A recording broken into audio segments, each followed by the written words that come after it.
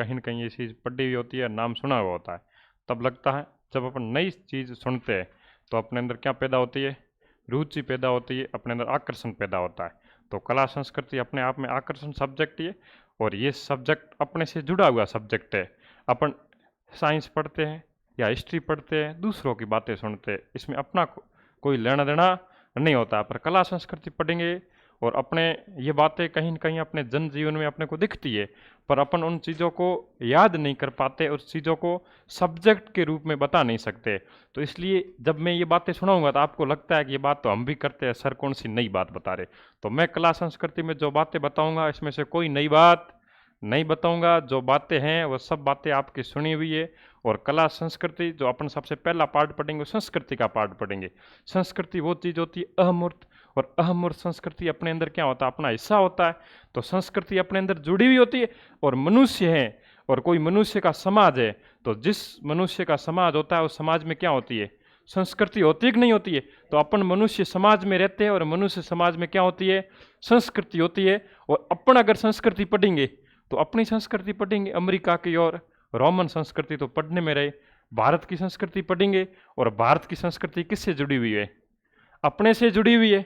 तो अपनी जो संस्कृति पढ़ेंगे अपनी संस्कृति है, पर अपन उसको एक धागे में पिरोएंगे कि इन चीज़ों को कैसे याद करना, बाकी चीज़ें जुड़ी हुई सब अपने से ही है। और अपन जो संस्कृति का पहला टॉपिक लेंगे वो पहला टॉपिक लेंगे त्योहार और मेले। कौन सा टॉपिक लेंगे, त्योहार और मेले, ठीक है। तो पहला टॉपिक कला संस्कृति में पहला टॉपिक लेंगे त्योहार व मेले।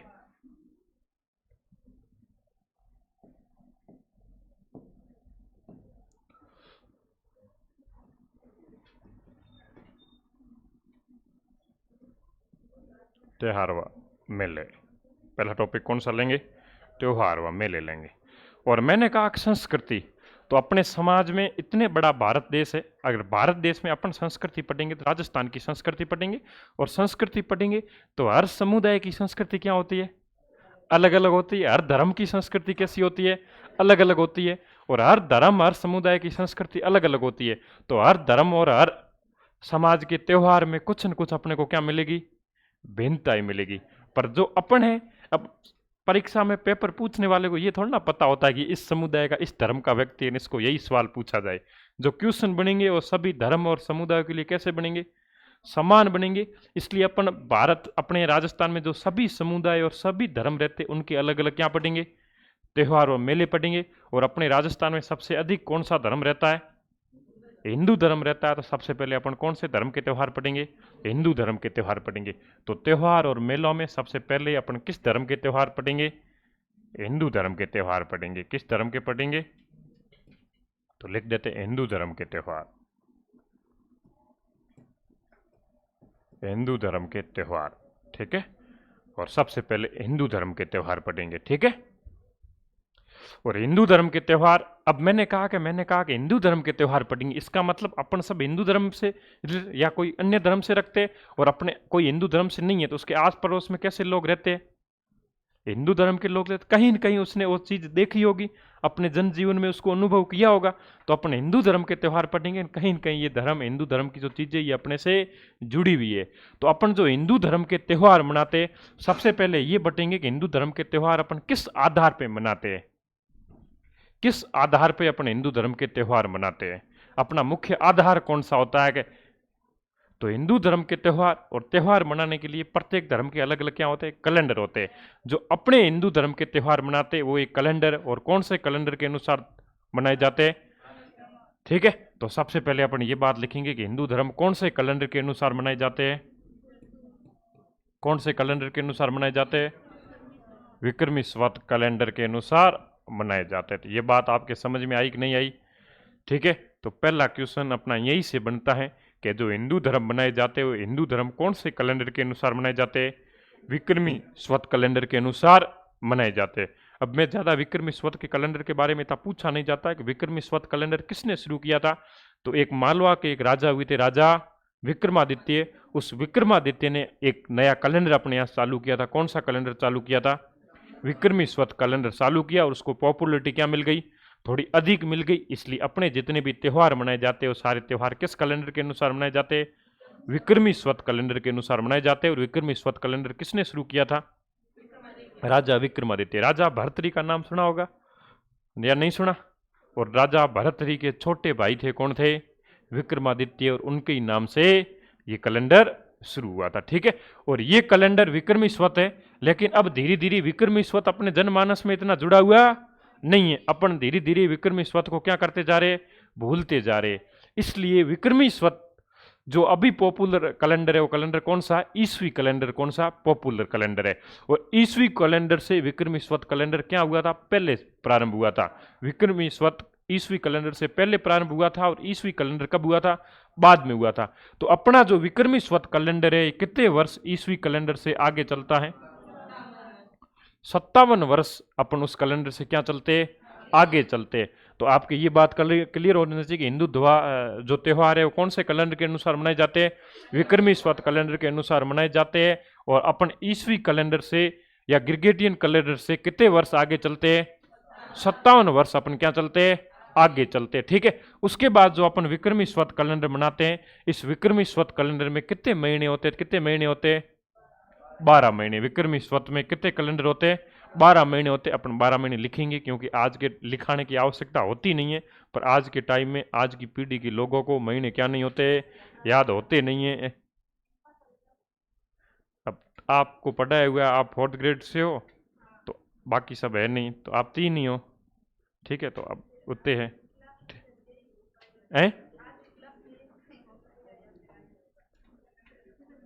इतना ही होगा, उससे ज़्यादा तो 3 घंटे की क्लास होगी, 3 घंटे में कितना ही होगा? हैं?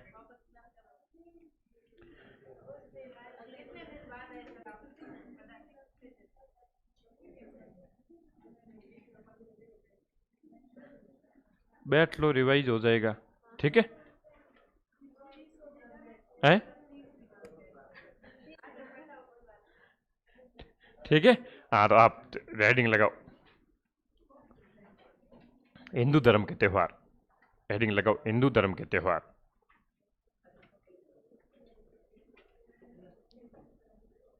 हिंदू धर्म के त्योहार।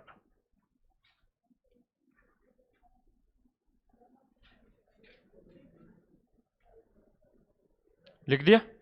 लिख दो। हिंदू धर्म के त्योहार विक्रमी संवत कैलेंडर के अनुसार मनाए जाते हैं। हिंदू धर्म के त्योहार विक्रमी संवत कैलेंडर के अनुसार मनाए जाते हैं। हिंदू धर्म के त्योहार विक्रमी संवत कैलेंडर के अनुसार मनाए जाते हैं। हिंदू धर्म के त्योहार विक्रमी संवत कैलेंडर के अनुसार मनाए जाते हैं। हिंदू धर्म के त्योहार विक्रमी संवत कैलेंडर के अनुसार मनाए जाते हैं।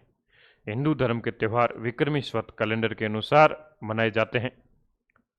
हिंदू धर्म के त्योहार विक्रमी संवत कैलेंडर से मनाए जाते हैं। और नीचे लाइन लिख दो, विक्रमी संवत कैलेंडर ईसवी कैलेंडर से 57 वर्ष आगे है। विक्रमी संवत कैलेंडर ईसवी कैलेंडर से 57 वर्ष आगे है। विक्रमी संवत कैलेंडर ईसवी कैलेंडर से कितने वर्ष आगे? 57 वर्ष आगे है। ठीक है,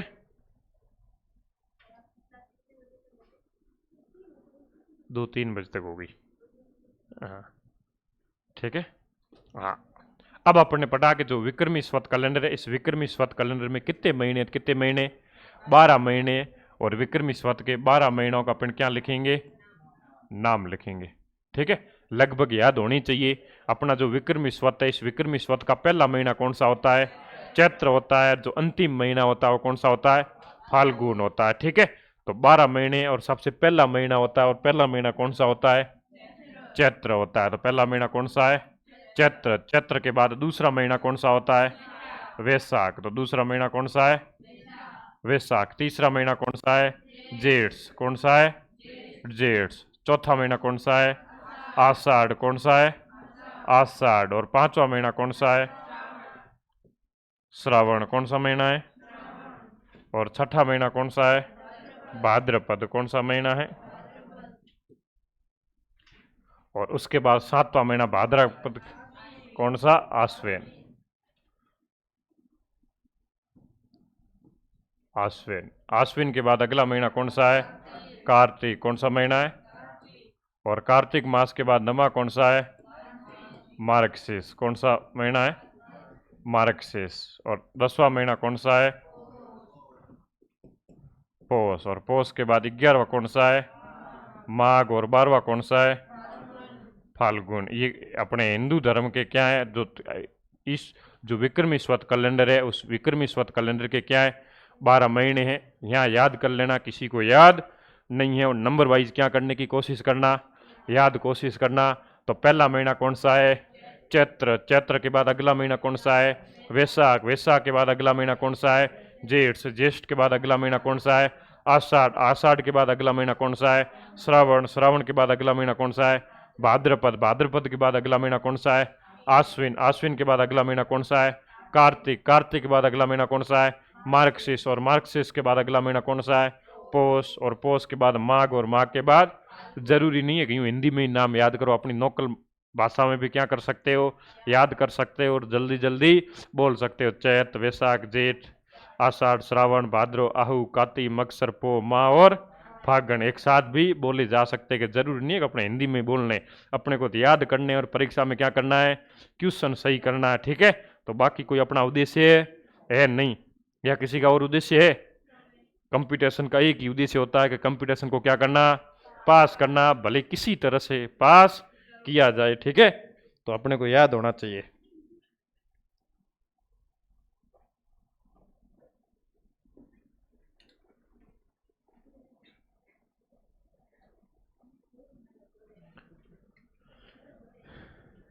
लिख दिए 12 महीने। ठीक है, अब अपने अब जनजीवन में, पहले तो लोगों में जनजीवन में कौन सा कैलेंडर प्रभावित था? विक्रमी संवत था। लेकिन अब जो अपन आने वाली जो पीढ़ी चल रही है, इन पीढ़ी में कौन सा कैलेंडर जनजीवन में चल रहा है? ईसवी कैलेंडर चल रहा है। कौन सा कैलेंडर? ईसवी। और ईसवी कैलेंडर को लगभग विश्व में क्या दे रखी है? मान्यता दे रखी है।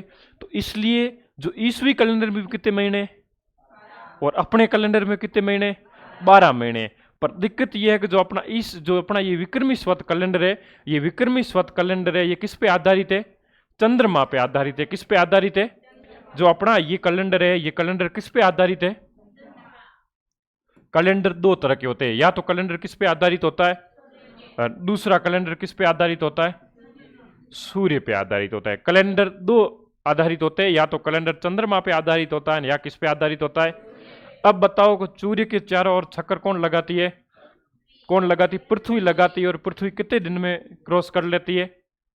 365 दिन में, 365 दिन में ये क्या कर लेती है?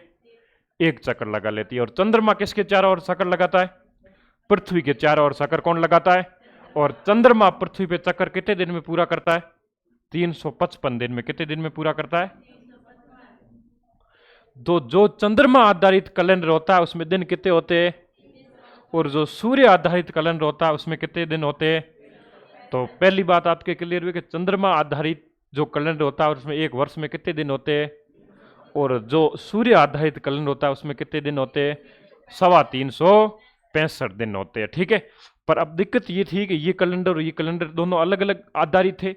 तो कुछ लोगों ने कहा कि अगर सूर्य और चंद्रमा आधारित कैलेंडर भिन्न भिन्न हो जाएंगे तो सूर्य आधारित कैलेंडर की तिथियां अलग होती रहेगी और चंद्रमा आधारित कैलेंडर की तिथियां क्या रहती रहेगी? अलग रहती रहेगी। और इसमें परिवर्तन हर वर्ष एक महीने क्या घिसकता रहेगा? हर वर्ष 10 दिन क्या घिसकता रहेगा? आगे हर चीज घिसकती रहेगी। तो इसलिए कहा गया कि कैसे किया जाए कि अव्यवस्था चल रही है, इस अव्यवस्था को सही कैसे किया जाए। तो अपने यहाँ के पंडितों ने क्या लगाया? दिमाग लगाया। और पंडितों ने दिमाग लगा के कहा कि जो अपना चंद्रमा आधारित कैलेंडर है, इस चंद्रमा आधारित कैलेंडर को किसके बराबर करना है? कि सूर्य आधारित कैलेंडर के बराबर करना। तो कि कैसे बराबर किया जाए? कि नो टेंशन, कोई दिक्कत नहीं है, एक सॉल्यूशन पंडितों ने कहा। कौन दिखाते हैं? हम दिखाते। हम बैठे, आप टेंशन किस बात की लेते हो? और पंडितों ने एक सॉल्यूशन दिखाया और पंडितों ने कहा कोई बात नहीं, प्रत्येक तीसरे वर्ष अपन क्या कर देंगे कि जो 12 महीने होते हैं वो 12 महीने न करके कितने महीने गिन लेंगे? और 13 महीने गिन लेंगे। तो अपने जो चंद्रमा आधारित कैलेंडर होता है उसमें कितने? लगभग 30 दिन होते हैं। तो एक वर्ष में 10 दिन निकाले, दूसरे में 10 और तीसरे में 30 दिन। और 30 दिन में ये बराबर हो रहा है कि नहीं हो रहा है? और 30 दिन में बराबर हो जाएंगे, इसलिए व्यवस्था बनी रहेगी, ज्यादा कोई फर्क नहीं आएगी। इसलिए आप देखना, दीपावली या तो अक्टूबर में आती है या नवंबर के फर्स्ट वीक में आ जाती है। कभी सुना कि दिसंबर में चली गई, या कभी सुना कि सितंबर में चली गई। अगर ये अधिक मास नहीं होता तो दीपावली कभी सर्दियों में आती है, कभी गर्मियों में आती है, अपने को पता ही नहीं चलता। लेकिन ये अधिक मास की वजह से दीपावली लगभग अक्टूबर, या तो अक्टूबर के लास्ट वीक में आ जाती है या सितंबर के, अरे नवंबर में फर्स्ट वीक में आ जाती है। तो ये क्यों आती है दिक्कत? इसलिए नहीं आती क्योंकि हम तीसरे वर्ष क्या कर लेते, एक महीने को कितनी बार जोड़ देते, 2 बार जोड़ देते। और तीसरे वर्ष में अपने 12 महीने न होके कितने महीने होते, 13 महीने होते। और जिस वर्ष अपने 12 महीने न होके 13 महीने होते, उस वर्ष को अपन कौन सा वर्ष बोलते हैं? सामान्य वर्ष न बोल के ऐसे वर्ष को अपन क्या बोलते हैं? अधिक मास बोलते हैं। कैसा मास बोलते हैं? अधिक मास का मतलब होता है ऐसा वर्ष जहां पे 12 महीने न होके कितने महीने होते। आज के बाद पता चला कि अपने यहाँ अधिक मास क्यों कहा जाता है। अधिक मास इसलिए कहा जाता है उस माह, उस वर्ष में अपने 12 महीने न होके कितने महीने होते, और अपन ने 13 महीने क्यों किए? इसलिए किए कि सूर्य आधारित कैलेंडर को किसके बराबर, चंद्रमा आधारित कैलेंडर को किसके बराबर करना था? सूर्य आधारित कैलेंडर के बराबर करना था। इसलिए अपन ने क्या कर दिया? अधिक मास कर दिया। और अधिक मास प्रति वर्ष करते, प्रति वर्ष नहीं करते, तीसरे वर्ष करते। और तीसरे वर्ष में अपन कितने माह गिन लेते? 13 माह गिन लेते। आप कहोगे सर ये 13वां माह किसे गिना जाता है? ये कोई सिस्टम नहीं है, कोई दिक्कत वाली नहीं है, ये नंबर वाइज करते हैं। एक मान लो ये तीसरे वर्ष बारी आई तो सबसे पहले तीसरा वर्ष किसको 2 बार गिन लेंगे, अगले 3 वर्ष पूरे हो जाएंगे, अगले 3 वर्ष 3 माह 2 बार किसको गिन लेंगे, और अगले 3 माह वापिस आ जाएंगे, किसको गिन लेंगे। यूं सबकी धीरे धीरे क्या आती है, बारी आती है। और आखिरकार बराबर 5वें महीने कौन से की आती है? श्रावण की भी आती है। किसकी आती है? श्रावण की भी आती है। अब श्रावण जिस दिन 2 बार होता है उस दिन थोड़ी बहुत क्या आ जाती है, दिक्कत आ जाती है। अब दिक्कत सबके नहीं आती, किसी किसी की आती है, ठीक है। तो पर लोगों ने सॉल्यूशन इसका भी कर रखा है, ठीक है। तो इसमें भी दिक्कत वाली बात नहीं है। अब सॉल्यूशन आ रहा था तो लोग किसके पास गए? पंडितों के पास गए कि श्रावण कितने आ रहे हैं? 2 आ रहे हैं, 2 से तो अपने से आज रह जाए नहीं कल रह जाए। तो पंडित जी ने कहा कि कोई टेंशन नहीं है, अपने ये फॉर्मूला कहा गया है कि सास और बहू पहले श्रावण क्या नहीं रहती है, साथ नहीं रहती है। तो पहले श्रावण तो अपने रखना नहीं है, बाद में कौन सा श्रावण आ जाएगा? दूसरा। तो वो तो दूसरा श्रावण है, अपने भले लेके आ जाना, कोई दिक्कत नहीं है, ठीक है। नहीं तो ऐसा सॉल्यूशन होता है। तो बारी प्रत्येक महीने के आते, यूं नहीं है कि चैत्र को हर बार 2 बार गिना जाए, नहीं। चैत्र को 1 बार गिनेंगे, उसके बाद जेठ को, उसके बाद आषाढ़ को, 3-3 वर्ष बार क्या आता है? नंबर आता है, ठीक है। और अपने यहाँ 13 महीने होते हैं। अपन धार्मिक दृष्टि से क्या है? जुड़े हुए, अपने अंदर धार्मिकता क्या भरी हुई है? अधिक भरी हुई है। इस कारण जिस दिन अधिक मास होता है उस दिन अपने लोगों में धार्मिकता ज्यादा होती है। कहते हैं ऐसा महीना कितने वर्षों बाद आया है? 3 वर्षों बाद आया। इसलिए अपने लोग इस अधिक मास के दिन क्या करते हैं कि धर्म अधिक करे कि पुण्य की मिले, पुण्य हलो मिले, ठीक है। तो ऐसा मानना, पर अपनी इसमें कोई मान्यता, धार्मिक मान्यता नहीं है। पंडितों ने किस लिए किया था? इसलिए किया था कि जो चंद्रमा आधारित कैलेंडर है वो किस पे आधारित? सूर्य आधारित कैलेंडर को क्या करना था? बराबर करना था। नीचे एक लाइन लिख लो है। अब इतना मेरे को खुद को नॉलेज नहीं है, कब आया था? तो इतना मेरे खुद को पता नहीं है कब आया था। कब आया था? 2 साल पहले आया था। तो इस बार अगली बार आ जाएगा, ठीक है। अगली बार श्रावण की बारी है। 2 श्रावण के थे। हाँ तो मैं कह रहा हूँ सबकी दिक्कत आपकी बार भाद्रा आ जाएगा, सबका नंबर लगता है, ठीक है। हाँ तो है वो कब आएगा मेरे खुद को पता नहीं है, ठीक है।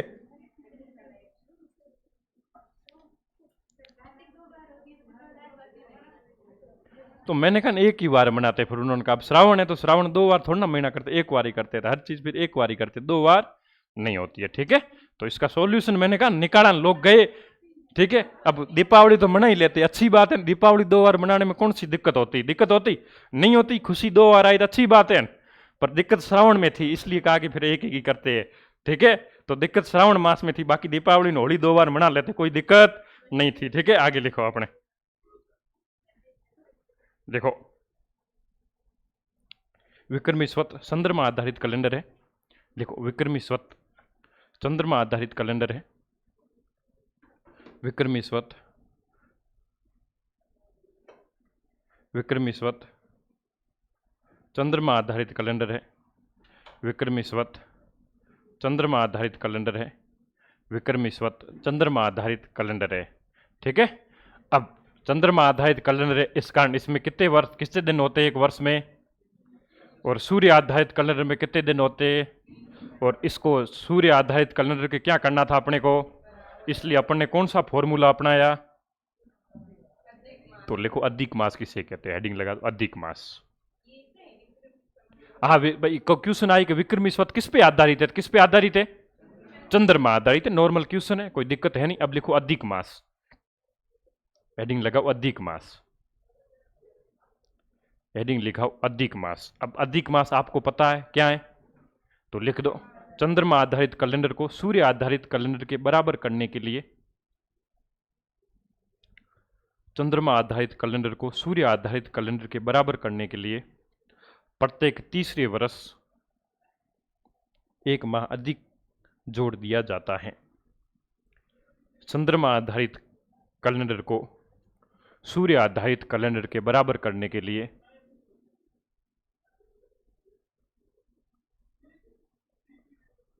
चंद्रमा आधारित कैलेंडर को सूर्य आधारित कैलेंडर के बराबर करने के लिए प्रत्येक तीसरे वर्ष एक माह को 2 बार जोड़ दिया जाता है। चंद्रमा आधारित कैलेंडर को सूर्य आधारित कैलेंडर के बराबर करने के लिए प्रत्येक तीसरे वर्ष एक माह को 2 बार जोड़ दिया जाता है। ठीक है, बात समझ में आई।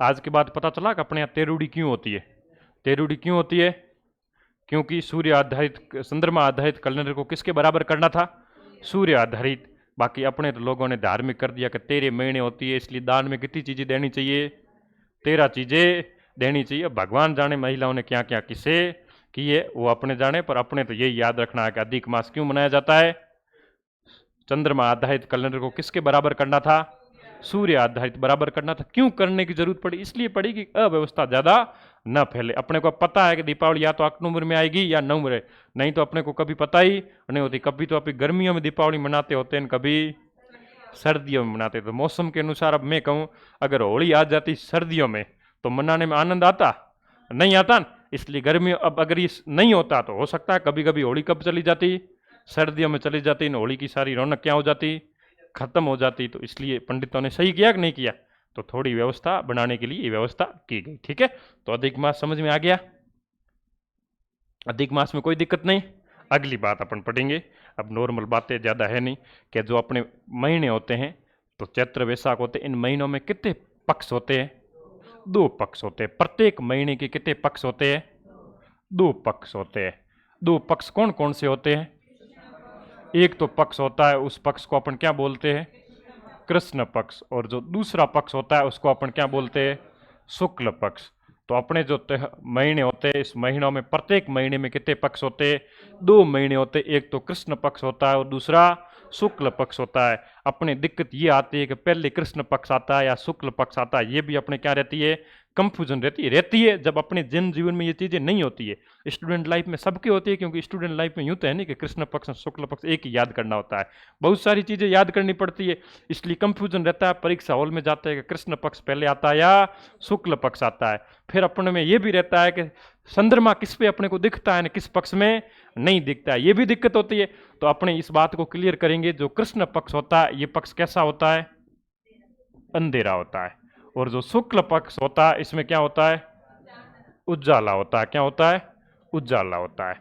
अब बात अपने ये याद रखनी कि कृष्ण का रंग कैसा था, काला था। कृष्ण का रंग कैसा था, तो जो कृष्ण पक्ष है वो पक्ष कैसा होगा, काला होगा। काले का मतलब उस पक्ष में क्या रहेगा, अंधेरा रहेगा। और अंधेरा हमेशा कब आता है, कृष्ण भगवान है और भगवान पहले आएंगे बाद में आएंगे, तो भगवान पहले आएंगे। और अपने भगवान का रंग कैसा था, काला था। बात समझ में आई कि नहीं आई, आ गई। तो ये बात याद रखना कि कृष्ण पक्ष, ठीक है, तो कृष्ण पक्ष पहले आता है और दूसरा पक्ष कौन सा है, शुक्ल पक्ष है, और शुक्ल पक्ष में अपने को चंद्रमा दिखता है। ठीक है, तो ये बातें क्लियर हो गई। पर इन पक्षों में पहली तिथि कौन सी होती है, तो कृष्ण पक्ष का जो पहला दिन होता है उस पहले दिन को अपन क्या बोलते हैं, तो पहले दिन को तो क्या बोलते हैं, एकम बोलते हैं। और लास्ट दिन को क्या बोलते हैं, शुक्ल कृष्ण पक्ष की अमावस्या बोलते हैं। क्या बोलते हैं, तो ये शुक्ल पक्ष कृष्ण पक्ष की एकम से शुरू होता है और अमावस्या को जाके क्या हो जाता है, और शुक्ल पक्ष के भी पहले दिन को अपन क्या बोलते हैं, एकम बोलते हैं, पर अंतिम दिन को क्या बोलते हैं, पूर्णिमा बोलते। तो ये बात भी याद रखना कि कृष्ण पक्ष का पहला दिन तो एकम होता है और अंतिम दिन कौन सा होता है, अमावस्या होता है। और शुक्ल पक्ष का भी पहला दिन तो क्या होता है, एकम होता है, पर अंतिम दिन कौन सा होता है, पूर्णिमा होता है। तो ये लिख दो, प्रत्येक मास के दो पक्ष होते हैं और दो पक्ष लिख दो, कृष्ण पक्ष और शुक्ल पक्ष। कृष्ण पक्ष के पहले दिन को एकम कहते हैं, अंतिम दिन को क्या बोलते, अंतिम दिन को क्या बोलते, अमावस्या बोलते। और कृष्ण पक्ष के पहले दिन को क्या बोलते, एकम कहते, और अंतिम दिन को शुक्ल पक्ष में क्या बोलते, पूर्णिमा बोलते। और पूर्णिमा में एकदम कैसा होता है, चंद्रमा पूरा होता है, ठीक है, इसलिए चांदनी भी क्या होती है, अधिक होती है। और कृष्ण पक्ष में अमावस्या में होती है जो चंद्रमा अपने को दिखता नहीं है, ठीक है।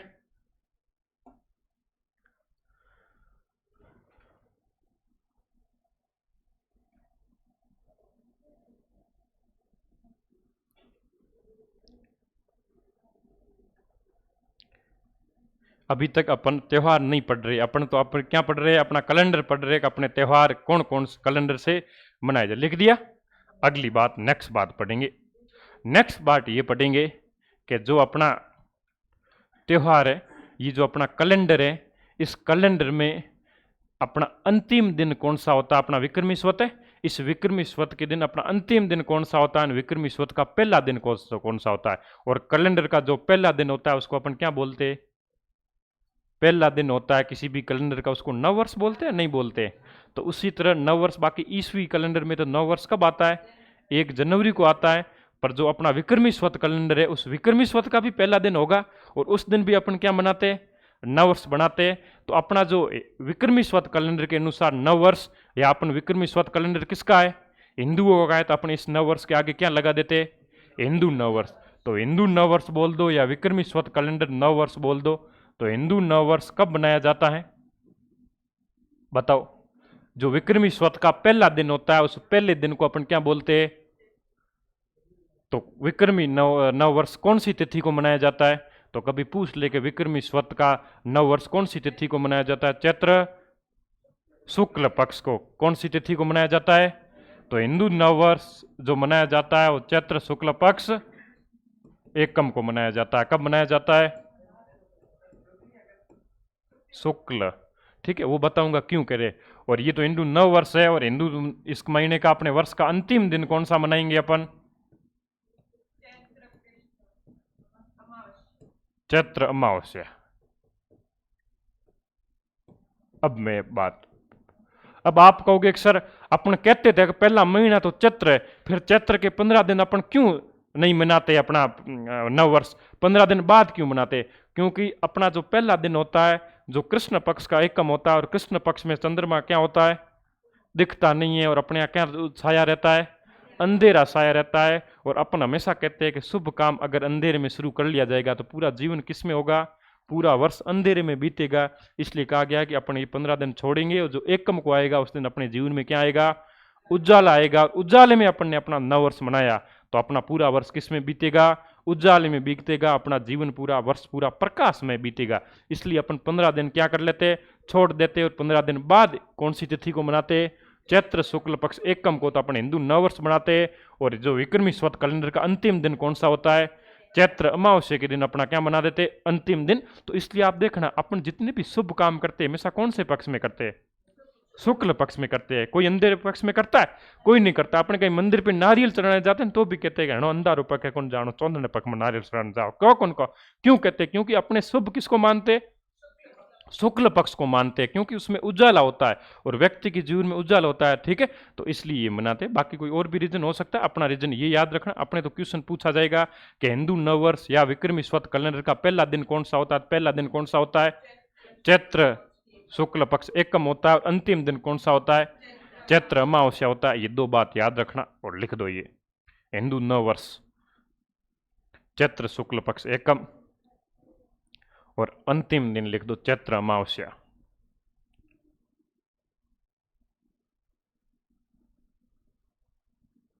अंतिम दिन लिख दो चैत्र अमावस्या, ठीक है। तो ये तो अपने मोटी मोटी जानकारी किसकी हो गई, विक्रमी स्वत कैलेंडर की हो गई। 4 बातें पढ़ी, 4 बातों को मैं वापस रिवाइज करता हूं। अपने जो हिंदू त्यौहार है वो किस कैलेंडर के अनुसार मनाए जाते हैं? विक्रमी स्वत कैलेंडर से मनाए जाते हैं। अपना विक्रमी स्वत कैलेंडर ईसवी स्वत से कितने वर्ष आगे है? 57 वर्ष अपना क्या है? आगे है। तीसरी बात पड़ी थी, जो अपना कैलेंडर है ये किस पे आधारित है? चंद्रमा पर आधारित है। इसलिए अपने कैलेंडर को सूर्य आधारित कैलेंडर पर करने के लिए अपन क्या करते हैं? एक अधिक मास जोड़ते। क्या जोड़ते? अधिक मास जोड़ते। उसके बाद अपने ने कहा कि अपने जो विक्रमी स्वत है इस महीनों में कितने पक्ष होते हैं? 2 पक्ष होते हैं, कृष्ण पक्ष और शुक्ल पक्ष। कृष्ण पक्ष के अंतिम दिन को क्या कहते हैं? और शुक्ल पक्ष के अंतिम दिन को क्या बोलते? पूर्णिमा बोलते। उसके बाद अपने कहा कि हिंदू नववर्ष या विक्रमी स्वत कैलेंडर का प्रारंभ किस दिन से माना जाता है? चैत्र शुक्ल पक्ष एकम को माना जाता है। और अंतिम दिन अपन किसे मानते हैं? अमावस्या को। अब अपन आगे पढ़ेंगे अपने त्यौहार। क्या पढ़ेंगे? अपने त्यौहार स्टार्ट करते हैं।